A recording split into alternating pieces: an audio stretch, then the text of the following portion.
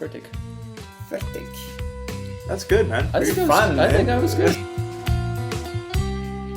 We're sick and tired of all your lies, your unwillingness to compromise. So we'll take it into our own hands. Educate ourselves and take a stand. We're gonna occupy your street, your house, your bank accounts, your everything, yes, everything. Oh, we're here to occupy. I guess that's it about the website. Now Eddie and Farhat will take over. As we said before, the moral economy is a way of life. That means it's a philosophy, especially a political economic philosophy. But importantly, a moral philosophy. And as you will surely find out soon, as our name strongly suggests, we believe there is no such thing as morality without economics, and equally no such thing as an economics that is not at the same time intrinsically tied to answering moral questions. Whatever you may understand under the concept of morality, we argue that any moral economy will be an economy that is for all of us, not merely for a select few, the bourgeoisie, the 1%, however you name them. Not only that, but the idea of an economy for all of us means that this economy must necessarily be based upon direct democratic principles.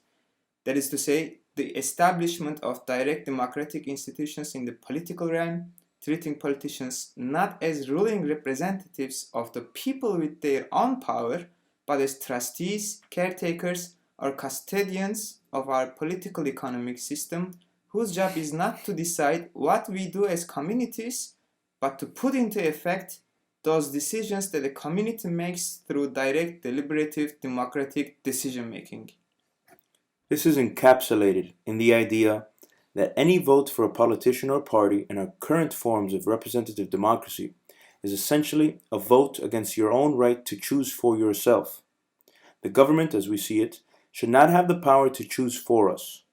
Rather, that power should be reserved for the people. And the government's role as a limited institution is to do exactly as the people say, with some accountable freedom to choose how to enact the policies of the people.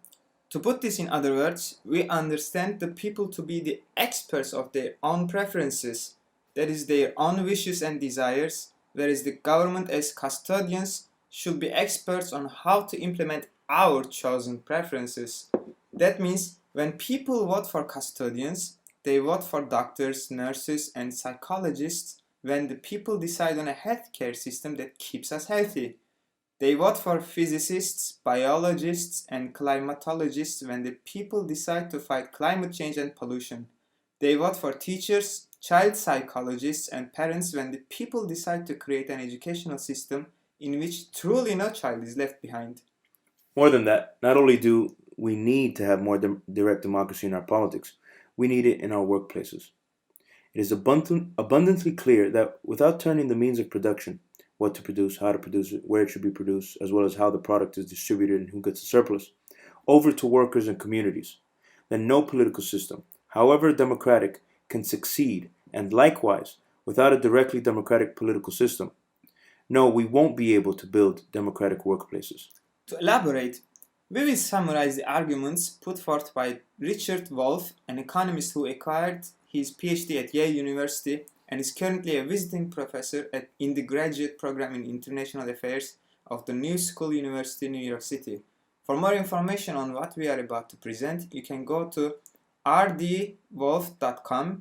That's wolf like the canine animal with 2 F's. His website, or democracyatwork.info, the website of his organization, Democracy at Work. To repeat, that is rdwolff.com and democracyatwork.info.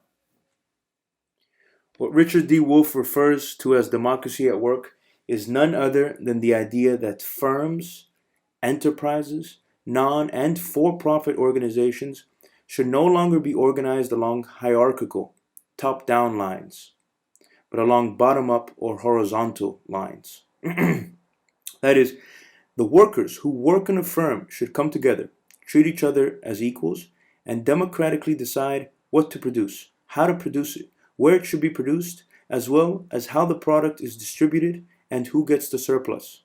This means, in short, the enterprises should no longer be organized along capitalist lines, but along socialist or communist lines. That's a socialist and communist in their true meanings of democratic economy, not their actually realized forms of state capitalism, like in China and the former Soviet Union. Wolff therefore advocates the forming of the WSDEs, worker self-directed enterprises, which he envisions as the practical institutional implementation of democratic economy around the means of production. That is what we produce, how we produce it, and how we go about distributing it. This is only a brief summary, and we encourage you to go visit Richard Wolff's websites as well as the Democracy at Work YouTube channel, where he discusses Marxian economics as they apply to our current events. What we furthermore want to propose is that not only do we need worker self-directed enterprises in order to bring about a democratic economy, but also what we term democratic marketplaces.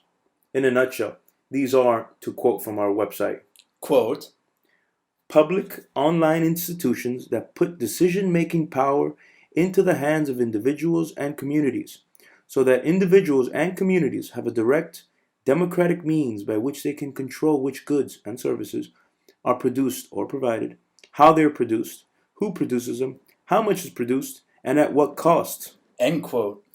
The idea behind democratic marketplaces is to put WSDs together with democratic crowdfunding tools so that the people who pay for products also get to have a say in what features these products have. To quote again from the website, Quote, butcher, bakers and brewers, as well as device developers all across the world provide their products on a more or less on-demand basis, meaning that while they benefit from the economies of scale that public and club goods could potentially provide, their one purchase per use nature means that they are sold as private goods. Yet what happens when a butcher sells expired meat, a baker sells maggoty bread, when the beer contains harmful chemicals besides alcohol, and when software crashes and wipes a person's files? Either a government agency has to step in, or, as in most scenarios where a product is bad but not harmful, users have to accept a corporate as-is policy.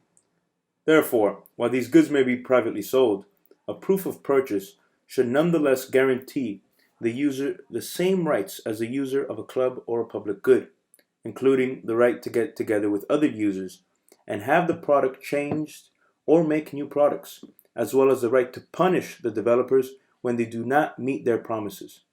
These rights should be self-evident, and we should not require a government agency that is subject to corruption and inefficiency problems of its own in order to punish bad and dishonest business practices. End quote. Combined with democratic marketplaces, Richard Wolff's worker self-directed enterprises, or WSDs, become people's self-directed enterprises, which we think is exactly in the spirit of his project. Instead of either relying on capitalist market mechanism or government agencies to serve our needs and protect our rights, we advocate none other than institutions in which we serve our own needs and protect our own rights. In other words, democratic institutions for a moral economy, which we term democratic economy. Okay, so all of this has been to answer the question, what is the moral economy as a way of life? The final question is, what are we as an organization?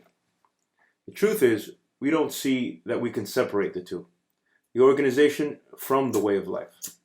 A person is a sum of all three things, their actions, their words, and their thoughts. Therefore, we see that our thoughts should be put into words and action. Our words should be thought about and acted upon. and our actions should correspond to how we think to ourselves and talk to others. That's why our goals are a mixture of thought, communication, and action. To quote the website, Quote, the moral economy is an interdisciplinary, multidisciplinary, and transdisciplinary group of writers, researchers, artists, and activists. In very real terms, we wish to understand the underpinnings of our economic, political, and moral world, as well as to develop practical models for applying and living those understandings to, in other words, be the change we wish to see in the world. Our hope is that these models can be shared and improved upon and perpetuated in order to educate, enlighten, and emancipate human beings. end quote. Okay, so before everyone starts backing off, rolling their eyes, and thinking, what a bunch of idealistic hippies, we want to say that the most important thing is that we start a conversation on how we go about building a more moral economy. We see conversation as the first step, since our words are a bridge between our individual, internal thoughts and our collective, external actions. And that is the purpose of this podcast. While in the beginning we will mostly be advocating our ideas, we hope in the future to conduct interviews, to answer audience questions, and to engage our audience and encourage them to start a real conversation.